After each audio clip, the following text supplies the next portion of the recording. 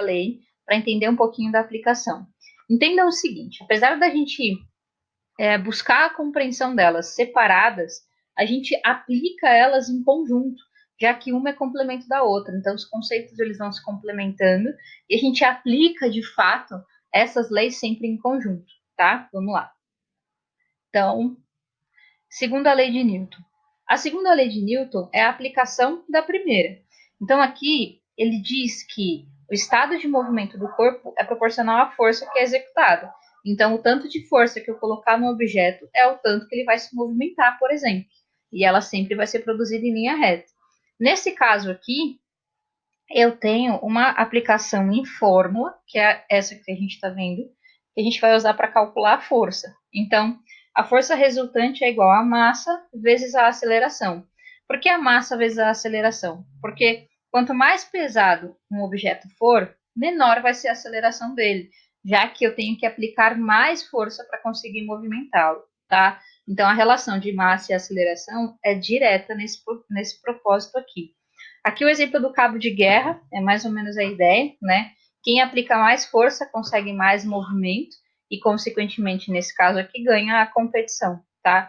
Então, a força resultante é dada em newtons, então a unidade que a gente vai usar para massa é quilo, né? A aceleração pode ser em metros por segundo ao quadrado, e a força resultante, ou seja, o resultado final dessa fórmula, ela vai ser dada em newton, beleza?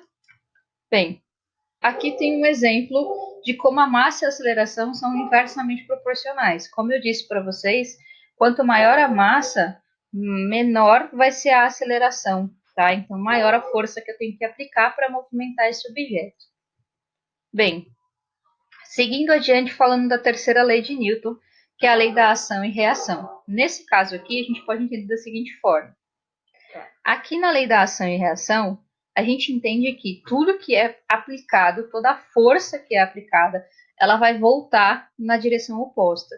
Ela não necessariamente vai voltar na mesma intensidade, mas parte dela vai voltar. Então, se eu empurrar um objeto, ele devolve parte da força que eu estou aplicando para mim. É óbvio que se eu estiver falando de um objeto leve, a gente não vai perceber isso, tá? Mas isso sempre vai acontecer.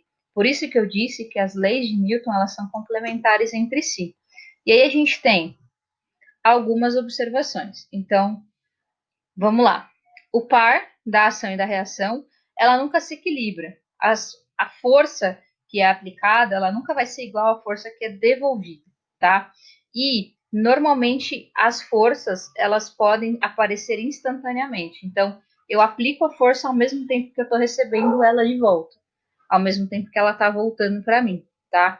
Então, a força aplicada sobre A e B é igual à força contrária que vem de A e de B, tá? Então, quando eu aplico uma força sobre um objeto, essa força retorna para mim parcialmente, beleza?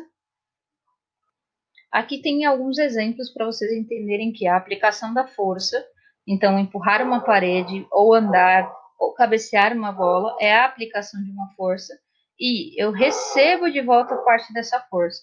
No caso, por exemplo, de cabecear uma bola, ela deforma justamente porque parte dessa força está retornando. Bem, bom, espero que tenha dado para entender os conceitos. A gente vai fazer exercícios de aplicação ainda. Aqui a gente está trabalhando mesmo a ideia de cada uma das leis, e aí qualquer dúvida a gente vai se falando, tá bom?